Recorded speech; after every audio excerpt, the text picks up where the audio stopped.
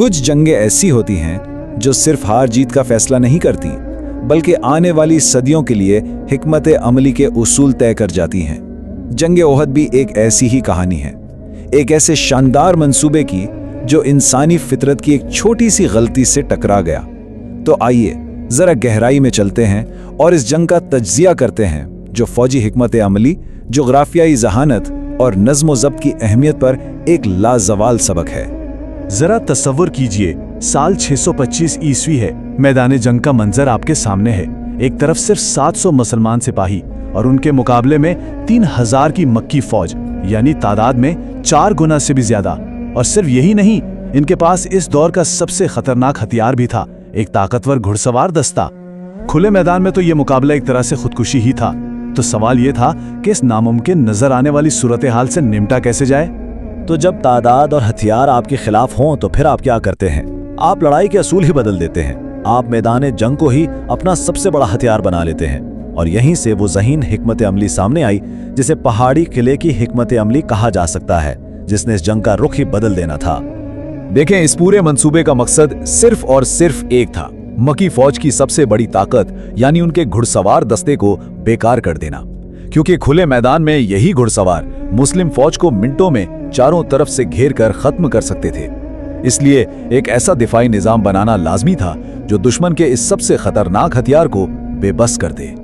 और यहीं पे असल फौजी जहानत का कमाल नजर आता है, जहां एक आम से जोग्राफिये को एक नाकाबिले तस्खीर किले में बदल दिया गया। कोहे ओहद को फौज की पुष्ट पर रखा गया, जिससे पीछे से हमले का खतरा ही खत्म हो गया।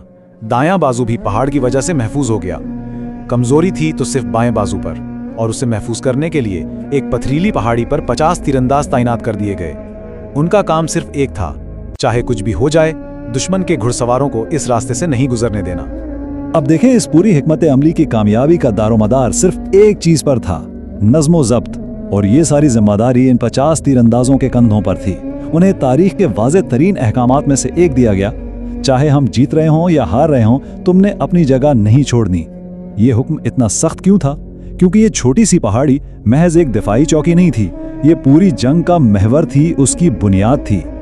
और शुरू में तो सब कुछ प्लान के मुताबिक चल रहा था, बल्कि उससे भी बेहतर। मुस्लिम फौज ने अपने दिफाई मोर्चों का फायदा उठाते हुए ऐसा जबरदस्त हमला किया कि मक्की फौज की सफों को पीछे धकेलना शुरू कर दिया। ऐसा लगने लगा था कि मक्की फौज हिम्मत हार रही है और बस फतह चंद कदमों की दूरी पर है। लेकिन जंगे अक्सर एक ही लम्हे में पलट जाती हैं। एक ऐसा लम्हा जहां बेहतरीन हिकमत अमली और इंसानी फितरत आपस में टकरा जाते हैं। और ओहद में वो लम्हा नज़्म व ज़ब्त की एक संगीन गलती की सूरत में आया। जरा इस लम्हे को महसूस करने की कोशिश करें।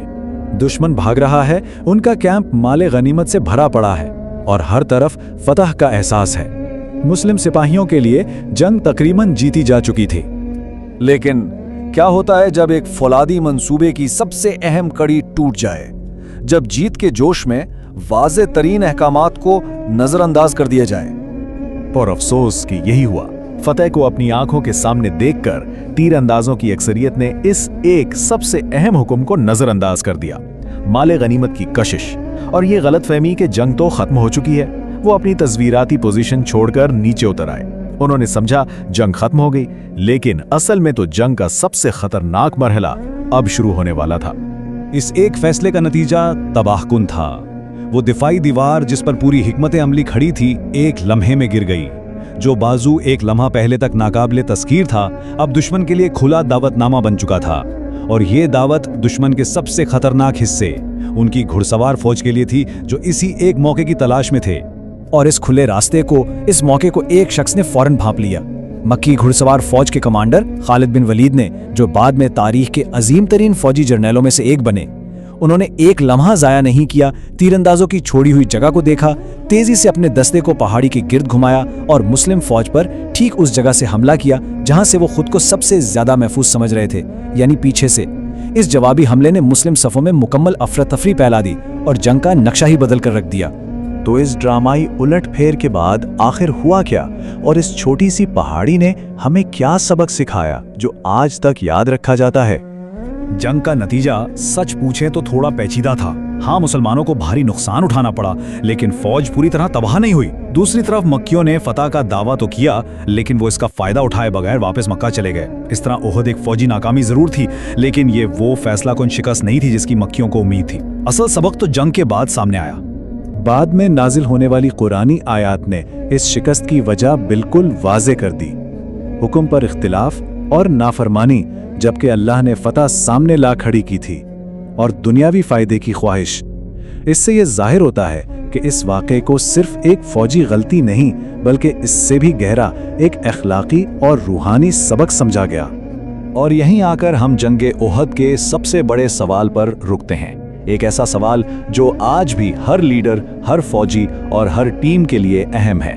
ज्यादा ताकतवर क्या है, एक शानदार हिकमत अमली जिसे ठीक से नाफिज ना किया जाए, या फिर एक बेऐब नज़्म ज़ब्त जो एक सादा से मंसूबे पर भी डटा रहे? ओहद की पहाड़ी इस सवाल का एक तल्ख लेकिन बहुत वाज़े जवाब देती है।